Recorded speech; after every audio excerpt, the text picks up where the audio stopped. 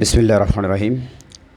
আজকে আমি 2026 সালের এসএসসি পরীক্ষার্থীদের জন্য সাধারণ গণিতের উপরে 100টি এমসিকিউ সলভ করে দেখাবো।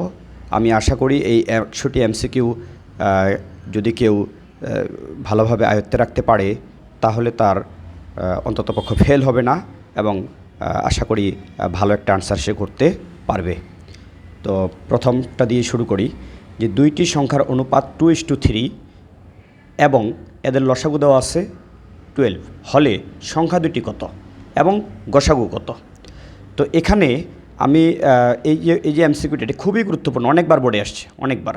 তো আমরা যে এই যে দুইটা সংখ্যার অনুপাত যে দেওয়া আছে, আমি যদি প্রথমটাকে 2x ধরি আর পরেরটাকে যদি আমি 3x ধরি, একটা সংখ্যাকে যদি 2x ধরি আরটাকে যদি 3x ধরি, তাহলে এই দুইটার লসাগু দেওয়া আছে। আচ্ছা বলো তো লসাগু কত হবে? 4, 2 আর 3, এই দুইটার লসাগু করলে কত হবে? 2 আর 3 লসাগু হবে 3 দুগুণা 6 আর x 6x। এই 6x সমান দেওয়া আছে কত? 12। এই যে লসাগুটা 6x সমান কত দেওয়া আছে?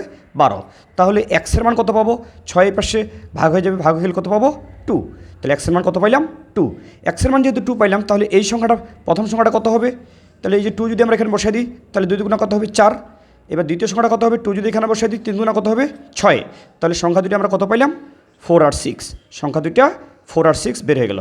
এবার এই দুইটার গসাগু চাইছে। আচ্ছা তাহলে গসাগু কত হবে? গসাগু দেখো, এই যদি আমি 2 দিয়ে ভাগ করি তাহলে 2 দুগুণা 4, 3 দুগুণা 6। আর কি কোনো সংখ্যা দিয়ে দুইটাকে ভাগ যায়? গসাগুর বেলা আমার প্রত্যেকটাকে ভাগ যাইতে হবে, তো আর তো যায় না। তাহলে গসাগু কত হবে? 2। তাহলে গসাগু 2 আর সংখ্যা দুইটা কত পাইলাম? 4 এবং 6। পরবর্তীটা দেখো যে 60 ডিগ্রি কোণের পূরক কোণ কত। এই যে এটা একটা এমসিকিউ, এটা ক্লাস 6 থেকে শুরু করে এসএসসি পর্যন্ত সব ক্লাসেই এটা আসে, সবার জন্য গুরুত্বপূর্ণ। 60 ডিগ্রি কোণের পূরক কোণ আমরা জানি দুইটি কোণের সমষ্টি যদি 90 ডিগ্রি হয়, কী হয়? দুইটি কোণের সমষ্টি যদি 90 ডিগ্রি হয়, এই যে 90 ডিগ্রি দুইটি কোণের সমষ্টি যদি 90 ডিগ্রি হয় তাহলে একটি কোণ আরেকটি কোণে পূরক কোণ হবে। আচ্ছা যদি এই কোণটা 60 ডিগ্রি হয় তাহলে এটা কত হবে? কত হলে 90 হবে? 30 ডিগ্রি। তাহলে 60 ডিগ্রি কোণে পূরক কোণ কত হবে? 60 ডিগ্রি কোণে পূরক কোণ 30 ডিগ্রি। কিন্তু যদি একটু যদি তোমাকে পেজ দিয়ে বলতো যে 60 ডিগ্রি কোণের পূরক কোণের অর্ধেক কত, তাহলে 60 ডিগ্রি কোণের পূরক কোণ তো 30 ডিগ্রি। কেন? 60-এর সাথে 30 যোগ করলে 90 হয়। তাহলে এর অর্ধেক যদি বলতো, বা এর অর্ধেক বললে তাহলে 15 ডিগ্রি হতো। যদি বলতো 60 ডিগ্রি কোণের পূরক কোণের 1/3 কত, তাহলে এই যে 60 ডিগ্রি কোণের পূরক কোণ হলো 30 ডিগ্রি, এটার 1/3 মানে 3 দিয়ে ভাগ করব, তাহলে কত হবে? 3 × 30, 10 ডিগ্রি। হ্যাঁ 10 ডিগ্রি। এরপরে চলে আসি 60 ডিগ্রি কোণের সম্পূরক কোণের অর্ধেক কত। হ্যাঁ এটা একটা বোর্ডে আসছে, 60 ডিগ্রি কোণের সম্পূরক কোণের অর্ধেক কত। তাহলে 60 ডিগ্রি কোণের সম্পূরক কোণ আগে জানতে হবে। সম্পূরক কোণ কি? দুইটি কোণের সমষ্টি যদি 180 ডিগ্রি হয়, কত ডিগ্রি? 180 ডিগ্রি, তাহলে একটি কোণ আরেকটি কোণের সম্পূরক কোণ। তাহলে দেখো এই একটা যদি আমার 60 ডিগ্রি হয় তাহলে আরেকটা কত হবে? 120 ডিগ্রি। কেন? 60 ডিগ্রির সাথে 120 যোগ করলে 180 হবে। তাহলে 60 ডিগ্রি কোণের সম্পূরক কোণ হলো 120। এখন এর অর্ধেক চাওয়া হয়েছে, তাহলে এর অর্ধেক মানে 2 দ্বারা ভাগ করো, তাহলে কত হবে? 60 ডিগ্রি হবে। তার মানে 60 ডিগ্রি কোণের সম্পূরক কোণের অর্ধেক কত? 60 ডিগ্রি। হ্যাঁ 2 সেন্টিমিটার, 3 সেন্টিমিটার এবং 6 সেন্টিমিটার তিনটা বাহু দেওয়া আছে। এই বাহু তিনটা দ্বারা ত্রিভুজ আঁকা যায় কিনা, ত্রিভুজ আঁকা যায় কিনা। আচ্ছা ত্রিভুজ আঁকার শর্ত হলো যে কোনো দুইটা বাহুর যোগফল অপর বাহুর থেকে বড় হতে হবে। তাহলে আমি দেখি তো এই সবসময় তোমরা ছোটো দুইটা যোগ করবা, ছোটো দুইটা, এই ছোটো দুইটা যোগ করছো, ছোটো দুইটা যোগ করলে সেটা কি 6 থেকে বড়? এই যে বড়টা থেকে কি বড় নয় তো, কারণ 3 আর 2 যোগ করলে 5, সেটা তো 6 থেকে বড় নয়। তাহলে ত্রিভুজ আঁকা যাবে না। যদি এখন বলা হয় তোমাকে এই তিনটা বাহু দ্বারা কি সমকোণী ত্রিভুজ আঁকা যাবে? আরে বাবা ত্রিভুজই তো হয় না, তাহলে তুমি সমকোণী ত্রিভুজ কীভাবে আঁকবা? তার মানে এটা ত্রিভুজও হবে না, সমকোণী ত্রিভুজও হবে না। ত্রিভুজই যেহেতু হয় না তাহলে কোনো ধরনের ত্রিভুজেই হবে না। তাহলে কীভাবে চেক করবো আমরা? ছোটো দুইটা যোগ করবো, সেটা অবশ্যই বড়টা থেকে বড় হতে হবে। যদি না হয় তাহলে ত্রিভুজ আঁকা যাবে না। আচ্ছা পরে আরেকটা দেখো 3 সেন্টিমিটার, 4 সেন্টিমিটার, 5 সেন্টিমিটার বাহু তিনটি দ্বারা সমকোণী ত্রিভুজ আঁকা যায় কিনা। বলছি সমকোণী ত্রিভুজ আঁকা যায় কিনা। আচ্ছা আগে তুমি দেখো ত্রিভুজ আঁকা যায় কিনা। তো ছোটো দুইটা যোগ করো, 3 আর 4 যোগ করলে 7, 3 আর 4 যোগ করলে কত? 7। সেটা কি 5-এর থেকে বড়? হ্যাঁ বড়, তাহলে ত্রিভুজ আঁকা যায়। এবার সমকোণী ত্রিভুজ আঁকা যাবে কিনা। এখন সমকোণী ত্রিভুজ তো আমরা জানি বড় বাহুটা হয় অতিভুজ, আর অতিভুজ স্কয়ার সমান কি হয়? লম্ব স্কয়ার যোগ ভূমি স্কয়ার। তাহলে এই বড়টার উপরে স্কয়ার দিবা, ছোটো দুইটার উপরে স্কয়ার দিবা। যদি দুই পাশে সমান পাও ক্যালকুলেটর ইউজ করবা, এই পাশেও 25 পাবো, এখানেও আমরা কিন্তু 25ই পাবো। তো দুই পাশে যদি আমরা সমান পাই তাহলে এটা দ্বারা সমকোণী ত্রিভুজ আঁকা যাবে। হ্যাঁ এটা দ্বারা ত্রিভুজও হবে এবং সমকোণী ত্রিভুজও হবে। আচ্ছা এরপরে আসো বৃত্তের বৃহত্তম জ্যাকে কি বলে? বৃত্তের বৃহত্তম জ্যা তোমরা দেখো, এই যে দেখো আমি আমি এই যে এখানে একটা জ্যা আঁকলাম, এটা কি সব থেকে বড় জ্যা, নাকি এখানে একটু উপরে দিলে আরও একটু বড় জ্যা? না, আরও যদি উপরে দিই আরও বড় জ্যা, কিন্তু কেন্দ্র দিয়ে যে যেটা যাবে সেটা সব থেকে বড় জ্যা, কারণ এরপরে যে আবার তুমি যে একবার সেগুলো কিন্তু ছোটো হবে, সব থেকে বড় জ্যা হবে কেন্দ্রগামী জ্যা। তাহলে কেন্দ্রগামী জ্যাকে ব্যাস বলে। বৃত্তের বৃহত্তম জ্যাকে কি বলে? এই বৃত্তের বৃহত্তম জ্যাকে ব্যাস বলে। কি বলে? ব্যাস। আর ওটাই হলো কেন্দ্রগামী জ্যা। তাহলে বৃত্তের কেন্দ্রগামী জ্যাকে ব্যাস বলে। দুইটি বৃত্ত পরস্পরকে বহিঃস্পর্শ করলে কয়টি সাধারণ স্পর্শক আঁকা যায়? আচ্ছা, বহিঃস্পর্শক বলতে এই যে বাইরের দিক দিয়ে স্পর্শ করবে, তো এই যে দুইটা বৃত্ত পরস্পরকে বহিঃস্পর্শ করছে, কয়টি সাধারণ স্পর্শক আঁকা যাবে? দেখো এই যে আমি একটা সাধারণ স্পর্শক আঁকলাম, এই স্পর্শকটা কি? দুইটা বৃত্তরই তো, এরও এটা স্পর্শক, এরও স্পর্শক, তাহলে একটা আঁকলাম, এই যে এইভাবে একটা আঁকো, এই যেভাবে, তাহলে এটাও কি দুইটারই সাধারণ স্পর্শক। আবার এখানে একটা আঁকো, দুইটারই সাধারণ স্পর্শক। আর কি কোনোভাবে আঁকা সম্ভব? না। তাহলে কয়টি আঁকা যাবে? তিনটি। দুইটি বৃত্ত পরস্পরকে বহিঃস্পর্শ করলে কয়টি সাধারণ স্পর্শক আঁকা যাবে? তিনটি। আচ্ছা, আমরা চলে যাচ্ছি পরের প্রশ্নে। অন্তঃস্পর্শ করলে, ওইটাই আমি আর বাকি কথাটা লিখি নাই, অন্তঃস্পর্শ করলে কয়টি সাধারণ স্পর্শক আঁকা যাবে? তো এটা একটু দেখো, এই যে একটা বৃত্ত আর এই যে একটা বৃত্ত, এই যে দুইটা পরস্পরকে অন্তঃস্পর্শ করছে, অর্থাৎ ভিতরের দিক দিয়ে স্পর্শ করছে, তাহলে শুধু একটা সাধারণ স্পর্শক আঁকা যাবে। আর কোনোভাবেই তুমি সাধারণ বলতে দুইটারই জন্য স্পর্শক হয়, আর কোনোভাবে আঁকা সম্ভব না। তাহলে একটা সাধারণ স্পর্শক আঁকা যাবে যদি অন্তঃস্পর্শ করে। আচ্ছা, একটি সরলরেখা একটি বৃত্তকে সর্বোচ্চ কয়টি বিন্দুতে ছেদ করতে পারে? খুব সহজ প্রশ্ন, বাট এমসিকিউ আসছে এটা। তাহলে একটি সরলরেখা একটি বৃত্তকে সর্বোচ্চ কয়টি বিন্দুতে স্পর্শ করতে পারবে?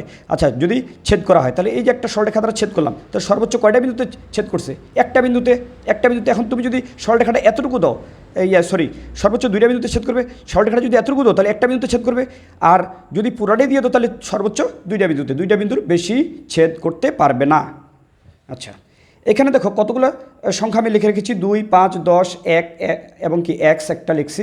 এর গড় যদি 4 হয়, তাহলে এক্সের মান কত? আচ্ছা, আমরা কীভাবে করব? খুব সহজ, গড় করি কীভাবে? এই যে গড় 4, গড় সমান কী হয়? প্রত্যেকটা সংখ্যা উপরে যোগ করব, আর নিচে ভাগ দিব কত দিয়ে? কয়টা সংখ্যা আছে? 1, 2, 3, 4, 5টা দ্বারা, 5 দ্বারা ভাগ করব। হ্যাঁ, তাহলে এখন তুমি দেখো আড়াআড়ি যদি আমরা গুণ করি, এর নিচে মনে মনে কী আছে বলো? 1। তাহলে এটা গুণ করলে এই পাশে আসবে, এখানে 5 2 7, 10 7 17 18, 18 যোগ এক্স, 18 যোগ এক্স। হ্যাঁ, এই যে এটা আড়াআড়ি গুণ করলে 18 যোগ এক্স, আর এই পাশে এটার লব এটার হর গুণ করলে কত হবে? 4 5 20। তাহলে তুমি যদি এখন এক্স রেখে দাও, 18 ওই পাশে গেলে বিয়োগ হয়ে যাবে। বিয়োগ হয়ে গেলে আমরা এক্সের মান কত পাচ্ছি বলো? এক্সের মান পাচ্ছি 2। এক্সের মান 2 অর্থাৎ 2।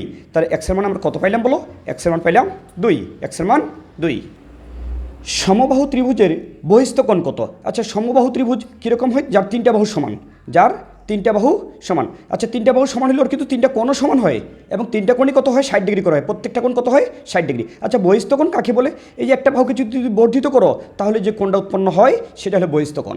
তাহলে এই বহিস্থ কোণটা হয় বিপরীত দুটি অন্তস্থ কোণের সমষ্টির সমান। তাহলে এটাও তো 60, এটাও 60, 60 যোগ করলে কত হবে? 120 ডিগ্রি। তুমি অন্যভাবে আনতে পারো যে এটা 180 ডিগ্রি, এই এক সরল কোণ, এখানে 180, তাহলে এটা যেহেতু 60 আছে, তাহলে এটা কত হবে? 120 এভাবে নিয়ে আসতে পারো। আচ্ছা, এরপরে চলে যাচ্ছি, এখানে একটা ত্রিভুজ আঁকছি।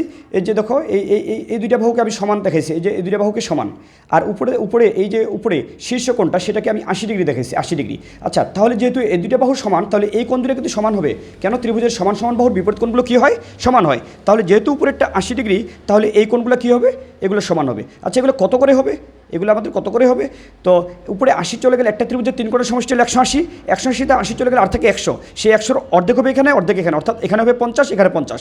তাহলে তুমি এখন বুঝো তো, এটা যদি 50 হয়, তাহলে এই কোণটা কত হবে? এই কোণটা বহিস্থ কোণ, বিপরীত দুটি অন্তস্থ কোণের সমষ্টির সমান। তার মানে কি 80 আর 50 যোগ করলে যেটা হবে, 80 আর 50 যোগ করলে কত হবে? 130 ডিগ্রি। 8 5 13, হ্যাঁ, 130 ডিগ্রি। তাহলে এটা 80 আর এটা কত? 50, কত হয়ে গেছে? 130 ডিগ্রি। আচ্ছা, এরপরে চলে আসি 13 নম্বর। তো 13 নম্বরে কী আসছে দেখো, একটা বৃত্তস্থ চতুর্ভুজ। এই বৃত্তস্থ চতুর্ভুজের আমি বলে দিচ্ছি যে কোণ এক্স সমান 100 ডিগ্রি হলে, আসলে এখানে কোণটা এক্সটা আমি দেই নাই, এই যে এটা হলো এক্স, এই কোণ এক্স সমান যদি 100 ডিগ্রি হয়, তাহলে কোণ ডি কত? অর্থাৎ এই কোণটা কত? এখানে মনে রাখবা, বৃত্তস্থ চতুর্ভুজের বিপরীত দুটি কোণ সম্পূরক কোণ হয়, অর্থাৎ এই দুটি সমষ্টি 180 হয়। তাহলে এটা যেহেতু 100, এটা কত হবে? এটা হবে 80। কত হবে এটা হবে 80 ডিগ্রি। এই কোণটা হবে 80 ডিগ্রি, হ্যাঁ, অর্থাৎ এই কোণটা 80 ডিগ্রি। তাহলে ঠিক এই দুটোর সমষ্টিও কত হবে? 180 ডিগ্রি। তো যদি একটা দেওয়া থাকে, তাহলে আমরা আরেকটা বের করতে পারবো। আচ্ছা, তারপরে চলে গেলাম দেখো এখানে একটা বৃত্তস্থ চতুর্ভুজ, আর এইটাকে এই বাহুটাকে বর্ধিত করেছি, হ্যাঁ বর্ধিত করেছি মনে করো যে ই বিন্দু পর্যন্ত, হ্যাঁ, আর এই সি থেকে ই আবার যোগ করে দিয়েছি। তাহলে আমি চেয়েছি যে এই কোণটা কত, অর্থাৎ ইসিডি এই কোণটা কত, এই কোণটা আমি চেয়েছি এই কোণটা কত। তাহলে এই কোণটা কত হবে, দেখো এই কোণটা কিন্তু 20 ডিগ্রি দেওয়া আছে, আর এটা কি, এটা 100 ডিগ্রি। আচ্ছা, বৃত্তস্থ চতুর্ভুজের বহিস্থ কোণ হয়, এই যে একটা বাহুকে বাড়ালে যে বহিস্থ কোণ, সেই বহিস্থ কোণ হয় বিপরীত অন্তস্থ কোণের সমান, অর্থাৎ এটা যেহেতু 100 তাহলে এই কোণটা 100। তাহলে দেখো তো এই ত্রিভুজটার এইটা 100 এইটা 20, তাহলে মোট কত 120। তাহলে 120 হলে আর এটা কত হবে, এটা 60 ডিগ্রি হবে। কেন, ত্রিভুজের 3 কোণের সমষ্টি 180, তাহলে এই কোণটা আমরা কত পাবো, এই কোণটা পাবো 60 ডিগ্রি। হ্যাঁ, অন্যভাবে তুমি করতে পারো, এটা 100 যেহেতু তাহলে এটা কত হবে 80, তাহলে এটা তো এক সরল কোণ, তাহলে 80 হলে এটা হবে 100, আর এটা 100 এটা 20, তাহলে এটা হবে কত 60 ডিগ্রি। কেন, 3 কোণের সমষ্টি 180 ডিগ্রি, 100 আর 20 120, আর এখানে 60 ডিগ্রি। আচ্ছা, এরপরে দেখো এখানে একটা আমি সামুদ্রিক এঁকেছি, যে এই বাহু সমান ও সমান্তরাল, এটাও এদেরও কিন্তু সমান ও সমান্তরাল।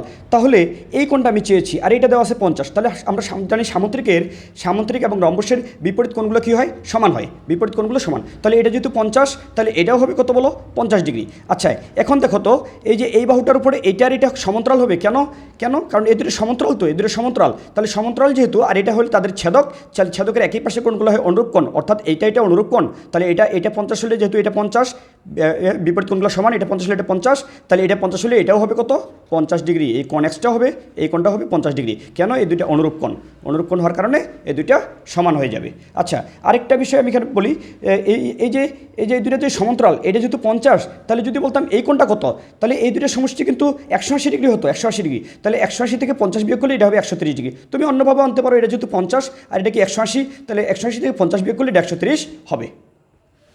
আচ্ছা, এরপরে দেখো 12, 20, 24, এত এর লসাগু কত, এই কটার লসাগু কত। আসলে এটা একেবারেই ছোটো ক্লাসের অঙ্ক দিয়েছি আমি, এটা লসাগু আমরা সবাই পারি। এরপর আমি জাস্ট লসাগুর নিয়মটা বোঝানোর জন্য দিয়েছি। আচ্ছা, প্রথমে আমরা মৌলিক সংখ্যাগুলো দিয়ে ভাগ করবো। 2, প্রথম মৌলিক সংখ্যা 2 দিয়ে কমপক্ষে 2টাকে ভাগ যেতে হবে, তাহলে আমাদের 3টাকে ভাগ যায়, কারণ 3টাই যোগ। তাহলে 2 দিয়ে ভাগ করলে কত, 6 দুগুণা 12, 10 দুগুণা 20, 12 দুগুণা 24। আচ্ছা, 24। এরপরে যদি আবার 2 দিয়ে ভাগ যায়, কারণ 3টাই জোড় সংখ্যা আছে, 3 দুগুণা 6, 5 দুগুণা 10, 6 দুগুণা 12, আর 2 দিয়ে ভাগ যায় না, একটা জোড় সংখ্যা, এবার 3 দিয়ে ভাগ যায়। 2 এর পরে আমরা মৌলিক সংখ্যা 3 দিয়ে দেখবো, 3 একে 3, 5কে যায় না, 3 দুগুণা 6, তাহলে আর তো যাবে না, এগুলো সব গুণ করতে হবে, একটা 2, 2টা 2, 3টা 2, তাহলে 2 দুগুণা 4, 3 দুগুণা 6, হ্যাঁ 6 কত, 5 6 30, 3 30 180 না, 3 30 কত, সরি 3 30 90 ডিগ্রি, 90, 3 30 কত 90, 3 30 90। আমি আবার বলি, 2 দুগুণা 4, 4 দুগুণা 6, হ্যাঁ সরি 2 দুগুণা 4, 4 দুগুণা 8, আর 3 8 24, সরি 24 গুণন 5, 24 গুণন 5, তাহলে 24 গুণন 5 কত হয় 120 ডিগ্রি, 120 ডিগ্রি, 120 ডিগ্রি না, সরি এটা যেহেতু লসাগু 120, তাহলে এটা কত, এটা 120। আবার বলি যে আমরা এটা নর্মাল নিয়মের লসাগু, একবার ছোটো ক্লাসের, হ্যাঁ। আর এটা যদি আমরা গসাগু করি, এই যে এটা গসাগু দিছি, প্রত্যেকটা সংখ্যাকে ভাগ যেতে হবে, তাহলে প্রত্যেকটা জোড় সংখ্যা আছে 2 দিয়ে ভাগ যায়, প্রথম মৌলিক সংখ্যাটা 2 দিয়ে ভাগ যায়, 10 দুগুণা 20, 15 দুগুণা 30, আর 20 দুগুণা কি 40। আবার যদি 2 দিয়ে ভাগ যায়, আবার দিব, প্রত্যেকটাকে ভাগ যেতে হবে, প্রত্যেকটাকে যায় না, 3 দিয়ে ভাগ করলে এটাকে যায়, এই দুটোকে যায় না, 5 দিয়ে কিন্তু প্রত্যেকটাকে যায়, 5 দুগুণা 10, 3 5 15, 4 5 20। এখন প্রত্যেকটা সংখ্যাকে আর কোনো সংখ্যা দিয়ে ভাগ যায় না, তাহলে এই দুইটা গুণ করলেই গোসাগু হবে, অর্থাৎ 2 গুণন 5 সমান কত হবে 10, হ্যাঁ 10 হয়ে গেল গোসাগু, এই কটা সংখ্যার গোসাগু 10। আচ্ছা, এখন এখানে বলা হয়েছে যে এটি কোন ধরনের ভগ্নাংশ। আসলে এটি কোনো ভগ্নাংশই না, কারণ আমরা জানি মিশ্র ভগ্নাংশ কাকে বলে, যে পূর্ণ সংখ্যার সাথে প্রকৃত ভগ্নাংশ যুক্ত থাকবে। এটি তো প্রকৃত মানে এই যে এরকম থাকতে হবে, এরকম লব ছোট হর বড়, তাহলে এটা মিশ্র হবে। আসলে এটা কোনো ভগ্নাংশই না, এটা কোনো ভগ্নাংশ হবে না। মিশ্র ভগ্নাংশের সংজ্ঞা হলো কি, যে পূর্ণ সংখ্যার সাথে প্রকৃত ভগ্নাংশ যুক্ত থাকবে, তাই এটা অপ্রকৃত আছে, অপ্রকৃত থেকে তো আমরা মিশ্র নিয়ে আসি, তাহলে এটা কোনো ভগ্নাংশই না। আচ্ছা, এরপরে দেখি যে কি 5/3, অর্থাৎ 5 নিচে 5 উপরে 3 নিচে, অর্থাৎ এটা অপ্রকৃত ভগ্নাংশ, এটাকে মিশ্র ভগ্নাংশ করতে হবে। কীভাবে করবো আমরা, 3 দিয়ে 5কে ভাগ করব, 3 একে 3, থাকে কত 2, এই 2 যাবে উপরে, 3 যাবে নিচে, অর্থাৎ এটা মিশ্র ভগ্নাংশ হবে 1 সমস্ত কি 3/2। আচ্ছা, এখানে বলা হয়েছে 2:5, এর ব্যস্ত অনুপাত কত, ব্যস্ত অনুপাত জাস্ট উল্টাই দিব, পূর্ব রাশিকে উত্তর রাশি, উত্তর রাশিকে পূর্ব রাশি, তার মানে এটা আগে দিব, এটা পরে দিব, শেষ, ব্যস্ত অনুপাত হয়ে গেল।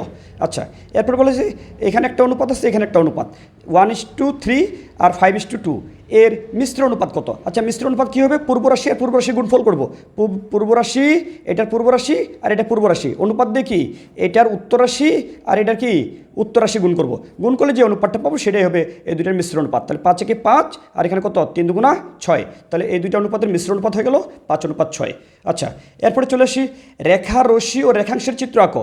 এখানে একটা রেখা, এই যে এটা একটা রেখা, তারপরে কি রশ্মি, একটা প্রান্তবিন্দু আর একটা চলমান, এটা হলো কি রশ্মি। এই দুইটার নির্দিষ্ট কোনো দৈর্ঘ্য থাকে না, ওই যে চলমান এই জন্য থাকে না। কিন্তু রেখাংশ, রেখার একটা অংশ, মানে এখান থেকে একটা অংশ যদি আমরা কেটে নিয়ে আসি, হ্যাঁ এখান থেকে একটা অংশ যদি আমরা কেটে নিয়ে আসি, তাহলে এটা হলো রেখাংশ। এই রেখাংশের কিন্তু নির্দিষ্ট দৈর্ঘ্য আছে, এটা দৈর্ঘ্য আছে, এই দুটোর কোনো নির্দিষ্ট দৈর্ঘ্য নেই। আচ্ছা এই যে এখানে আমি লিখে রেখেছি কি -5 হোল টু দি পাওয়ার 0, এটা সমান কত? যে কোনো কিছুর উপর 0 দিলেই 1 হয়, শুধু 0 ছাড়া।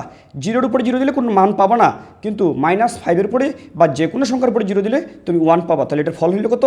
1। আচ্ছা এখানে বলে দিচ্ছি আমি যে এইটার সমাধান 2টি ভিন্ন উপায়ে সমাধান করো। এই সমাধানগুলো কেন করতে হবে? আমাদের বিভিন্ন অঙ্ক করার জন্য সমাধানগুলো খুবই গুরুত্বপূর্ণ। তাহলে এটা আমরা একবার লসাগু করে করি। লসাগু কীভাবে করে করবো? এই যে 3 আর 2 লসাগু কত? 6, 2 দিয়ে ভাগ করলে 3, তাহলে 3 দিয়ে এটাকে গুণ করলে হবে 3x, মাইনাস 3 দিয়ে ভাগ করলে 2, 2 দিয়ে গুণ করলে 2x, আর ওই পাশে কত? ওই পাশে হলো 2। তাহলে এখানে আমার 3x থেকে 2x বিয়োগ করলে x, আর এই 6টা ওই পাশে যে ভাগ আছে ওই পাশে গিয়ে গুণ হয়ে যাবে, 6 দুগুণা কত? 12। এই x এর মান কত পাইলাম আমরা? 12। কিন্তু এটাকে আরেকটা পদ্ধতিতে আমরা করতে পারবো। কীভাবে?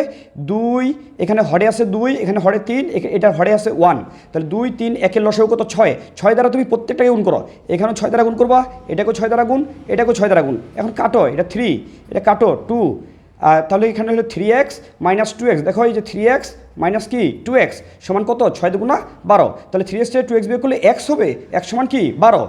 তার মানে দেখো দুইভাবে সমাধান করলো, দুইভাবেই x এর মান 12। এরপরে দেখো ত্রিভুজের 3টি কোণের অনুপাত দেওয়া আছে, এত হলে কোণ 3টি কত? আচ্ছা আমরা জানি 3টি কোণের সমষ্টি কত? 180 ডিগ্রি। তাহলে এই প্রথম কোণটাকে যদি তুমি 3x ধরো, পরেরটাকে যদি তুমি 7x ধরো, আর পরেরটাকে যদি 10x ধরো, তাহলে এই 3টা কোণের সমষ্টি কত হবে বলো? 180 ডিগ্রি। তাহলে এখন এই 3টা যোগ করো, 7 3 10, 10 10 20, 20x সমান কত? 180। তাহলে আমি যদি এখানে x বের করি তাহলে 20 দিয়ে ভাগ করবো। 180কে 20 দিয়ে ভাগ করলে কত হয়? হ্যাঁ 180কে যদি আমরা ভাগ দিই কত দিয়ে? 20 দিয়ে, তাহলে কত পাচ্ছে? 9 ডিগ্রি। 9, তাহলে এখানে হলো 9 ডিগ্রি। এই যে 9 ডিগ্রি, এখন তুমি এই 9 যদি এখানে বসাও, তাহলে এখানে যদি বসাও তাহলে পাবা 3 নং 27, একটা কোণ পাইলাম 27 ডিগ্রি। 9 যদি এখানে বসাও 7 নং 63, একটা পাইলাম 63 ডিগ্রি। 9 যদি এখানে বসাও 9 10 কত? 90, তাহলে একটা পাইলাম 90 ডিগ্রি। আচ্ছা যেহেতু একটা কোণ 90 ডিগ্রি পেয়ে গেলাম, যদি এটা না বলে যদি এটা চাইতো যে ত্রিভুজটি কোন ধরনের ত্রিভুজ, তাহলে একটা কোণ 90 ডিগ্রি পাওয়া মানে এটা সমকোণী ত্রিভুজ। কারণ আমরা জানি যে ত্রিভুজের একটি কোণ সমকোণ তাকে কি বলে? সমকোণী ত্রিভুজ। তার মানে এটা সমকোণী ত্রিভুজ। এটাও চাইতে পারতো প্রশ্নে যে এটা কোন ধরনের ত্রিভুজ। আচ্ছা এরপরে দেখি দুইটি সংখ্যার অনুপাত দেওয়া আছে 2:3 এবং এদের গুণফল দেওয়া আছে 24 হলে 24 হলে বৃহত্তম সংখ্যাটি কত? আচ্ছা আমরা ধরে নিই আগের মতো, প্রথম সংখ্যাটা কি 2x আর পরেরটা কি? পরেরটা ধরে নিলাম 3x। আচ্ছা তাহলে এই দুইটার গুণফল দেওয়া আছে তো 24, দুইটার গুণফল দেওয়া আছে কত? 24। তাহলে 3 দুগুণা 6, 6x স্কয়ার সমান কি 24। তাহলে x স্কয়ার সমান কত হবে? এই 6 গিয়ে ভাগ হয়ে যাবে, ভাগ হলে কত হবে? 4 4 24। তাহলে x এর মান কত হবে? উভয় পাশে যদি আমরা রুট করি, স্কয়ার রুট কাটা, এখানে হবে 2। তাহলে কত পাইলাম আমরা? x এর মান পাইলাম 2। তাহলে এই x এর মান যদি এখানে বসাই দিই তাহলে আমরা পাবো 2 দুগুণা 4 একটা সংখ্যা, আর এখানে যদি x এর মান বসাই দিই তাহলে একটা পাবো 6। তো আমরা চাইছি বৃহত্তম সংখ্যাটি কত? তাহলে বৃহত্তম সংখ্যাটি কত হবে? 6। বৃহত্তম সংখ্যাটি 6। আসলে ঠিক আছে কিনা দেখো, এই দুটো গুণ করলে যে গুণফল এই যে 424, যে ঠিক আছে। আচ্ছা এরপরে 1 থেকে 19 পর্যন্ত মৌলিক সংখ্যাগুলো গড় কত? তুমি মৌলিক সংখ্যাগুলো বের করতে পারলে তো গড় বের করবা, তার মানে এটা মৌলিক সংখ্যাগুলো জানলেই হবে, এটাও এসএসসিতে বোর্ডে আসছে। হ্যাঁ তাহলে কি দেখো এর মৌলিক সংখ্যা কী হবে? 2 থেকে শুরু। 2, 1 কিন্তু মৌলিক না যৌগিক না, একটা স্বাভাবিক সংখ্যা। আর 2 কি? 2 পৃথিবীতে যতগুলো জোড় সংখ্যা আছে তার ভিতরে 2 শুধু মৌলিক সংখ্যা, বাকি সমস্ত জোড় সংখ্যা কি? যৌগিক সংখ্যা। তাহলে 2 একটা মৌলিক সংখ্যা, এরপরে হলো 3, এরপরে 5, 7, 9 হবে না, 9কে 3 দিয়ে ভাগ যায় 11, তারপরে কি 13, তারপরে কি? তারপরে হলো 17, তারপরে 19, তারপর 19। তাহলে এই সংখ্যাগুলোর গড় কত হবে? এই সবগুলোকে আমরা যোগ করে যতটা সংখ্যা আছে তত দ্বারা ভাগ করবো। হ্যাঁ আনসারটা তোমরা বের করে নিবা। সবগুলো যোগ করে আমরা কয়টা সংখ্যা আছে? 1টা 2টা 3টা 4টা 5টা 6টা 7টা 8টা, 8 দ্বারা ভাগ করব, তাহলে কি আমাদের গড় বের হয়ে যাবে। আচ্ছা এখানে দেখো যে একটা সমকোণী ত্রিভুজ আমি এঁকেছি। হ্যাঁ সমকোণী ত্রিভুজ, তো বলেছে যে সমকোণী ত্রিভুজটিতে tan থিতার মান কত? tan থিতা তোমাকে অবশ্যই খেয়াল রাখতে হবে, থিতাটা কোথায় আছে? এই যে উপরে থাকলে এটা কিন্তু ভূমি, এটা লম্ব। এই জিনিসটা বোঝানোর জন্য আমি এটি দিয়েছি, এটা লম্ব, এটা কি ভূমি। তাহলে tan থিতা কী হবে? টেনে থাকে লম্বভূত, তার মানে লম্ব বাই ভূমি, তাহলে এটা তো লম্ব হবে না, কারণ এই যে কোণটা নিব তার বিপরীত বাহুটা লম্ব, তাহলে এটা লম্ব, এটা ভূমি। তাহলে tan থিতা সমান আমরা কী লিখবো? tan থিতা লিখবো লম্ব বাই ভূমি, অর্থাৎ 4/3। হ্যাঁ এটা হলো tan থিতা। একটি ত্রিভুজের দৈর্ঘ্য দেওয়া থাকলে, একটি ত্রিভুজের বাহুর দৈর্ঘ্য দেওয়া থাকলে, মানে সরি, একটি বাহুর দৈর্ঘ্য দেওয়া থাকলে কোন চতুর্ভুজ আঁকা যায়? একটি বাহুর দৈর্ঘ্য দেওয়া থাকলে কোন চতুর্ভুজ আঁকা যায়? শুধু বর্গ আঁকা যায়। একটি বাহু দেওয়া থাকলে বর্গ আঁকা যায়, আবার একটি বাহু দেওয়া থাকলে সমবাহু ত্রিভুজ আঁকা যায়। একটি বাহু থাকলে বর্গ আঁকা যায়, আবার কি চতুর্ভুজ হিসেবে বর্গ আঁকা যায়, আর যদি ত্রিভুজ হইতো তাহলে সমবাহু ত্রিভুজ আঁকা যায়। একটি ত্রিভুজ থাকলে, একটি বাহু দেওয়া থাকলে বর্গ অথবা সমবাহু ত্রিভুজ আঁকা যায়। আচ্ছা, এ মাইনাস বিকে উৎপাদকে বিশ্লেষণ করো। এ মাইনাস বিকে জাস্ট এটা একটা টেকনিক দেওয়া হয়েছে। এ মাইনাস বিকে উৎপাদকে বিশ্লেষণ কীভাবে করব? আমরা এটাকে এ স্কোয়ার মাইনাস বি স্কোয়ার বানাবো। কীভাবে দেখো, আমরা যদি রুটের উপরে স্কোয়ার দিই আর রুট বির উপরে যদি স্কোয়ার দিই, দেখো তো স্কোয়ার কেটে গেলে কি এ, স্কোয়ার কেটে গেলে কি বি, তাহলে আগেরটাই ঠিক আছে। এখন এ স্কোয়ার মাইনাস বি স্কোয়ারের সূত্র কী বলো? এ প্লাস বি ইন্টু কি এ মাইনাস বি, এই যে হয়ে গেল। আচ্ছা, এরপরে আসো যে বৃত্তের ব্যাস ও পরিধির পার্থক্য 90 সেন্টিমিটার হলে ব্যাসার্ধ কত? বৃত্তের ব্যাস ও পরিধি, আচ্ছা পরিধিটা আগে দিতে হবে কারণ এটা বড় পরিধি, তাহলে পরিধি 2πr আর পার্থক্য মানে বিয়োগফল। বিয়োগফলের বৃত্তের ব্যাস কত? বৃত্তের ব্যাস হলো 2r, তাহলে এই দুইটার বিয়োগফল দেওয়া আছে কত? 90 সেন্টিমিটার। তাহলে দেখো তো এখানে কী কমন যায়? এখানে 2r কমন যায়। কি কমন যায়? 2r। তা আমার যেহেতু ব্যাসার্ধ চাইছে, আমি শুধু r কমন নিই। r কমন নিলে কী থাকে? 2π - 2। এখানে আর কমন নিলে 2π - 2, এটা সমান কি 90। তাহলে আর সমান কী হবে? উপরে হলো 90 আর নিচে যাবে কি 2π - 2। তোমরা এটা ক্যালকুলেটার বসায় মানটা নিয়ে আসবে। কেন? পাইয়ের মান কত? 3.1416। তাহলে 2 × 3.1416 দিয়ে এটা ক্যালকুলেটার চাপ দিলে তোমার ব্যাসার্ধ চলে আসবে। আর যদি ব্যাস চাইতো তাহলে ওই ব্যাসার্ধটাকে আবার 2 দ্বারা গুণ করবা, তাহলে ব্যাস বের হয়ে যাবে। আচ্ছা, আমি এটা করলাম না। আচ্ছা, এরপরে দেখো 26 নম্বর কী বলছি? 2, 5, 7 কতগুলো সংখ্যা দিয়ে বলছি প্রচুরক কত? আচ্ছা, যে সংখ্যাটা সব থেকে বেশিবার আছে সেটাই প্রচুরক। তো আমি দেখতে পাচ্ছি 5 আছে সব থেকে 3 বার। কয়বার? সর্বোচ্চ 3 বার। তাহলে এটাই প্রচুরক, প্রচুরক 5। যদি এই যে 2 2বার আছে, আরও একবার যদি থাকতো তাহলে ওটাও প্রচুরক হইতো। তাহলে সব থেকে বেশি আছে 5 বার, এই জন্য প্রচুরক কত? 5। আচ্ছা, বিচ্ছিন্ন অবিচ্ছিন্ন চলকের উদাহরণ দাও। খুবই গুরুত্বপূর্ণ এটা। বিচ্ছিন্ন অবিচ্ছিন্ন চলকের উদাহরণ খুবই গুরুত্বপূর্ণ। বিচ্ছিন্ন চলক কী কী? হ্যাঁ, গণসংখ্যা, যেগুলোকে আমরা দশমিক ভগ্নাংশ আকারে প্রকাশ করতে পারি না। গণসংখ্যা, শ্রেণীর সংখ্যা দশমিক আসলে আমরা কী করি? পূর্ণ সংখ্যায় প্রকাশ করি।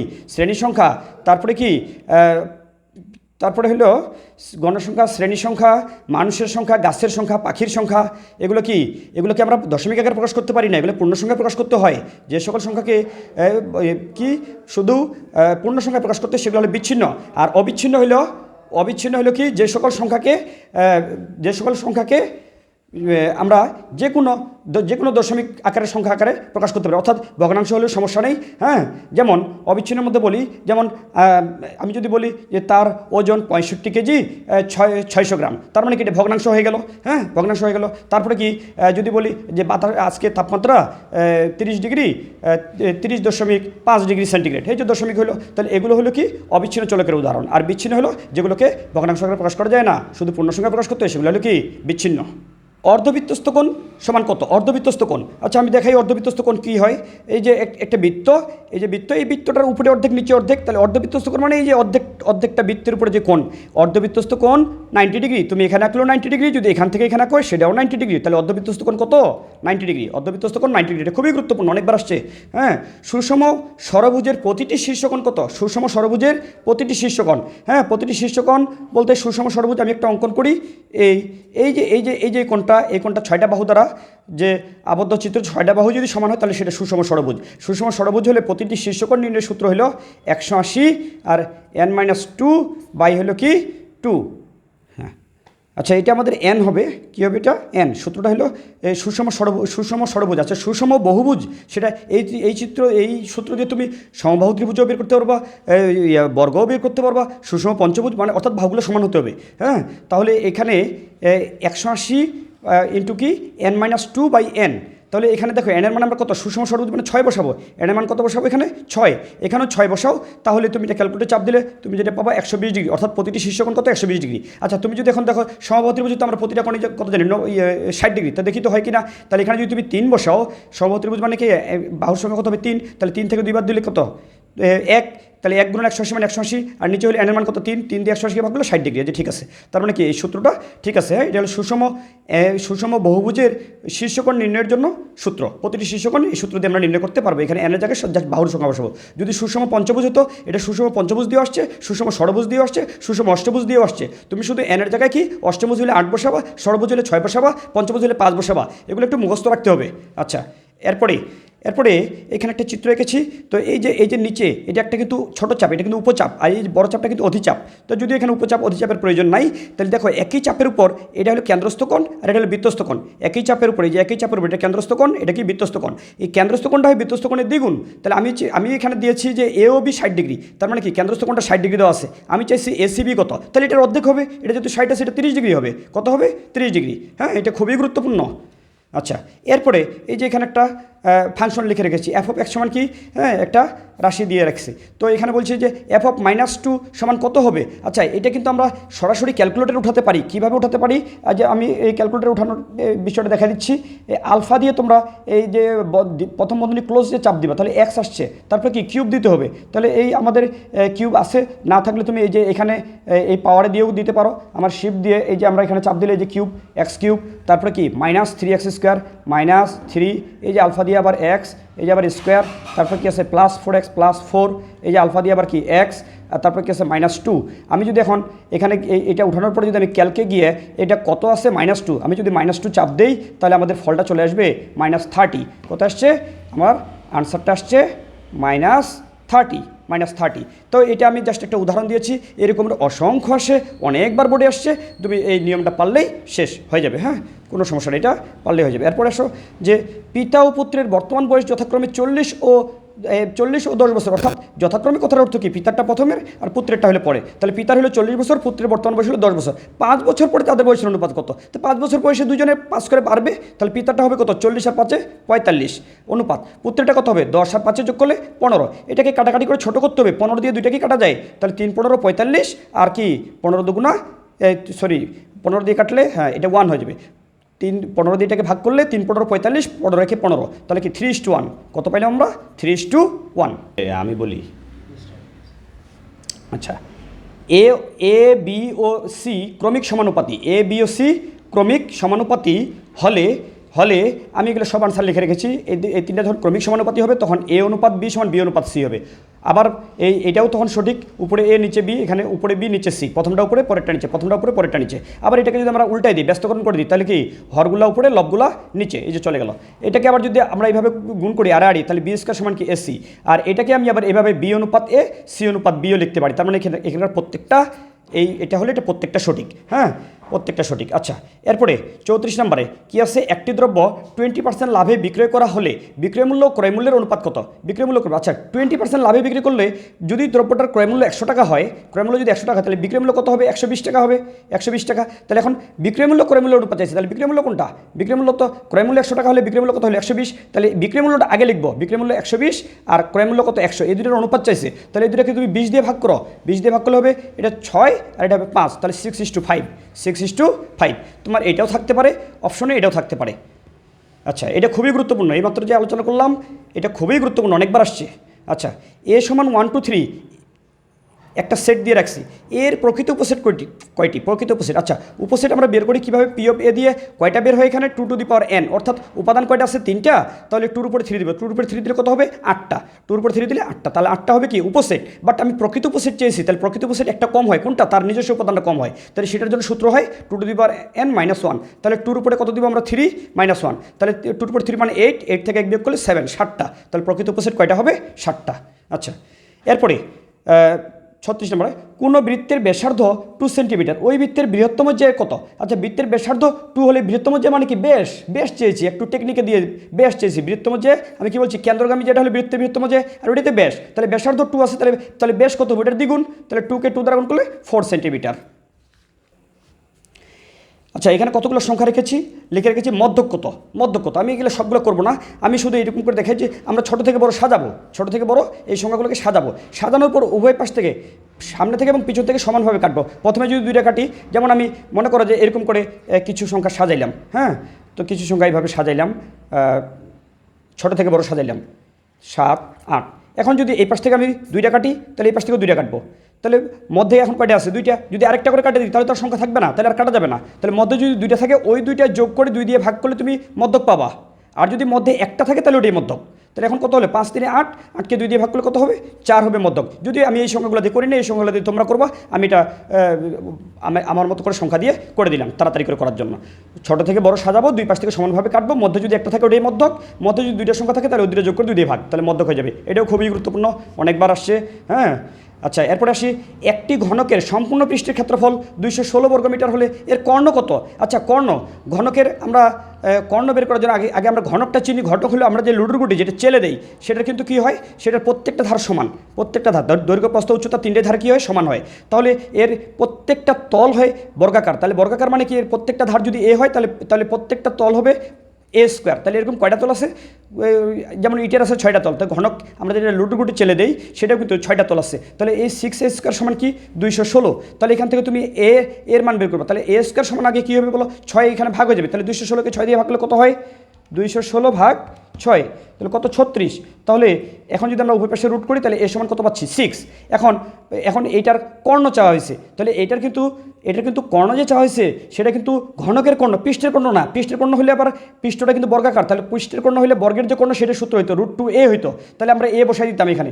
যদি পৃষ্ঠের কর্ণ চাইতো তাহলে হয়তো 6√2, কিন্তু আমাদের ঘনকের কর্ণের সূত্র জানি আমরা √3a, তাহলে এ হলো কি 6√3, যেহেতু এটা বর্গমিটার ছিল তাহলে এটা হবে মিটার। হ্যাঁ, ওটা ক্ষেত্রফল ছিল এই জন্য বর্গমিটার, তাহলে কর্ণটা হবে কি মিটার।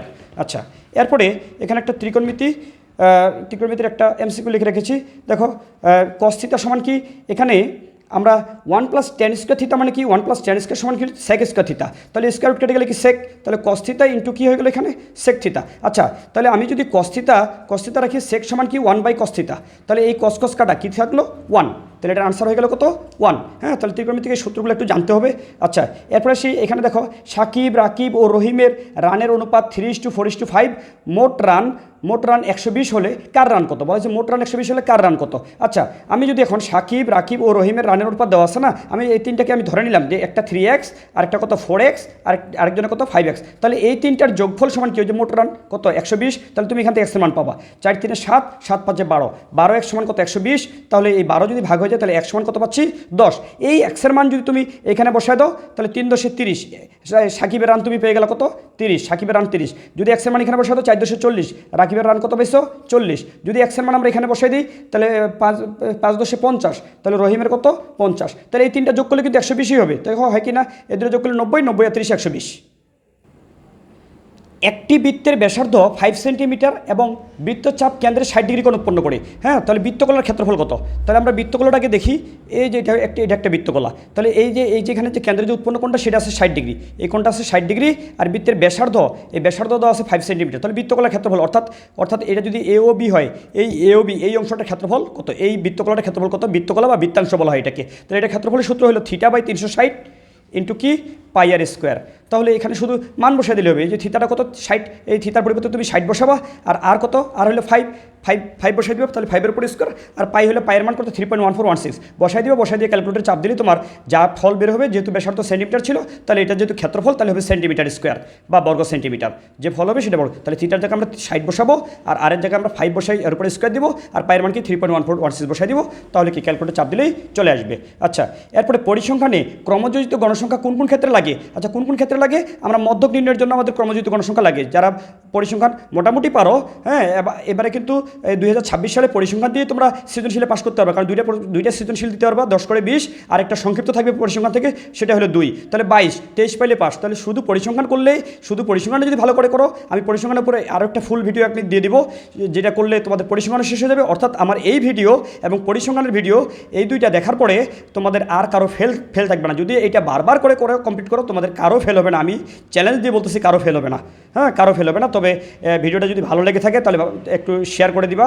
হ্যাঁ, সবাই যেন উপকৃত হয়। হ্যাঁ, তোমাদের আত্মীয় স্বজন, হ্যাঁ, বন্ধুবান্ধব সবাই যেন উপকৃত হয়। আর আমি আসলে আমার নিজস্ব কোনো স্বার্থের জন্য এটা করি নাই, আমি করেছি শুধু যদি আমার এই ভিডিওটার কারণে কেউ উপকৃত হয়, হ্যাঁ, তো এই জন্যই আমার এই ভিডিওটা করা। তো পরিসংখ্যানে ক্রমযোজিত গণসংখ্যা কোন ক্ষেত্রে ব্যবহৃত হয়? মধ্যক নির্ণয়ের জন্য আর অজীব রেখা অঙ্কনের জন্য। হ্যাঁ, অজীব রেখা অঙ্কনের জন্য আমাদের এটা ব্যবহৃত হয়। সমবাহু ত্রিভুজের বাহুর দৈর্ঘ্য 2 সেন্টিমিটার হলে ক্ষেত্রফল কত? সমবাহু ত্রিভুজের বাহুর দৈর্ঘ্য 2 সেন্টিমিটার হলে ক্ষেত্রফল কত? আচ্ছা, আমরা আগে সমবাহু ত্রিভুজের ক্ষেত্রফলের সূত্রটা লিখি, √3/4 a²। তাহলে এ হলো কি বাহু, তাহলে বাহুর জায়গায় তুমি 2 বসাই দিবা, তাহলে √3/4 2 উপরে স্কোয়ার, ক্যালকুলেটর চাপ দিবা বের হয়ে যাবে, যত বের হবে এটা যেহেতু সেন্টিমিটার বর্গ সেন্টিমিটার, মিটার থাকলে বর্গ মিটার হইতো, এই তো। এবার এখানে দেখো 3x = কি y+3, এটা একটা সমীকরণ, বলবে সরলরেখার সমীকরণ। হ্যাঁ, এটা বলা হয়েছে যে এর উপরস্থ বিন্দু কোনটি, মানে এটার উপরস্থ বিন্দু কয়েকটা বিন্দু দেওয়া থাকবে, নিচে কয়েকটা বিন্দু দেওয়া থাকবে, মনে করো যে এরকম 2 আর 1 একটা বিন্দু দেওয়া আছে, যদি আমি এই যে সঠিক বিন্দুটা আমি এখানে দিয়ে রেখেছি। হ্যাঁ, তো এই যদি এই বিন্দুটা হয়, আসলে এটা হয় কি না দেখো তো, এই যে 2 মানে এক্সের মান জায়গায় তুমি 2 বসাবো, তাহলে 3 × 6, এখানে 1 বসাবা, তাহলে কি 3 আর 1 যোগ করলে 4, এখানে 6, দুই পাশে সমান হয় না, তার মানে এই বিন্দুটা হবে না। বাট এই বিন্দুটা দেখো 2 যদি বসে এক্সের জায়গায়, প্রথমটা এক্স পরেরটা ওয়াই, প্রথমটা যদি এক্সের জায়গায় 2 বসে তাহলে 3 × 6, আর এখানে যদি 3 বসে 3 × 6, তাহলে দুই পাশেই সমান পাওয়া গেছে, তার মানে কি এই বিন্দুটা সঠিক।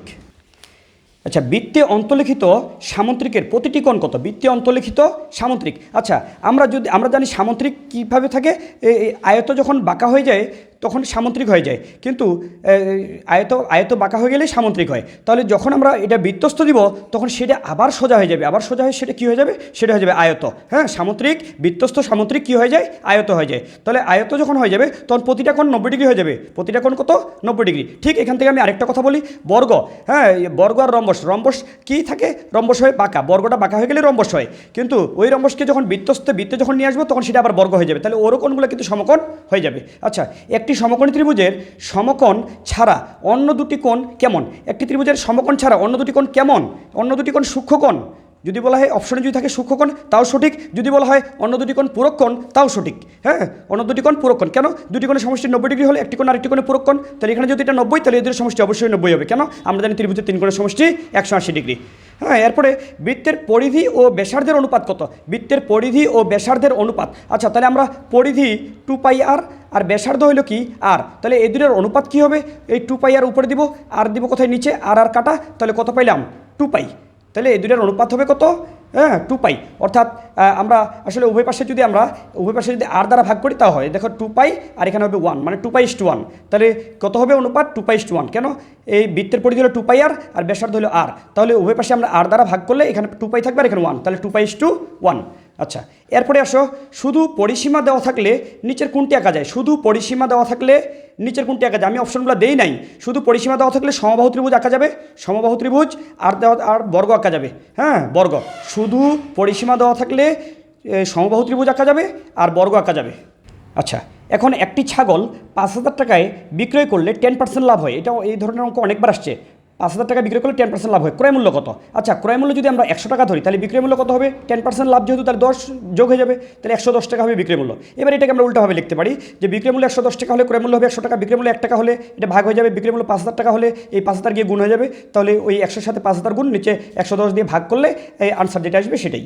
আচ্ছা, এরপরে 500 টাকার বার্ষিক 5% মুনাফায় 5 বছরের মুনাফা কত?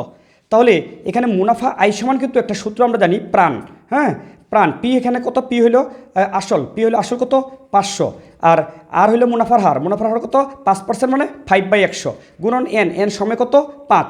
তাহলে আমরা যদি এটাকে কাটি তাহলে এখানে পাচ্ছি 5, তাহলে 5 5 25, 5 25 125, 5 25 125। হ্যাঁ, এত টাকা পাইলাম আমরা মুনাফা।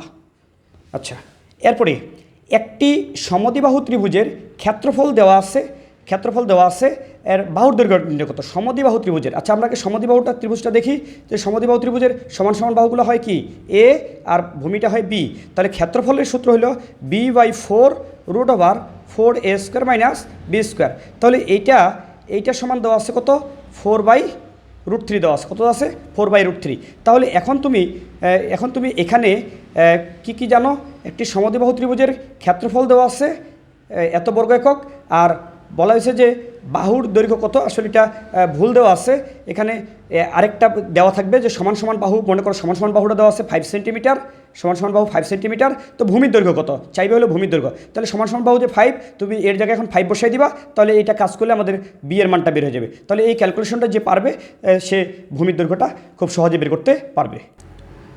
আচ্ছা, এখানে একটা পরিসংখ্যানের একটা সারণী দিয়ে আসছে, গণসংখ্যা সারণী দিয়ে রেখেছি, আর কতগুলো প্রশ্ন করেছি, এই প্রশ্নগুলো আনসার করতে পারলে এখানকার সবই আনসার হয়ে যাবে। প্রচুরক শ্রেণীর মধ্যমান কত? আচ্ছা, প্রচুরক হলে গণসংখ্যা সবচেয়ে বেশি আছে কোথায়, এখানে, তাহলে এই শ্রেণীটা হলো প্রচুরক শ্রেণী, তাহলে ওইটার মধ্যমান কত, ওই 61 নিম্নসীমা আর উচ্চসীমা যোগ করে যদি আমরা 2 দিয়ে ভাগ করি তাহলে এটা কত পাবো 65.5। তাহলে এই যে প্রচুরক শ্রেণীর মধ্যমান বের হয়ে গেল।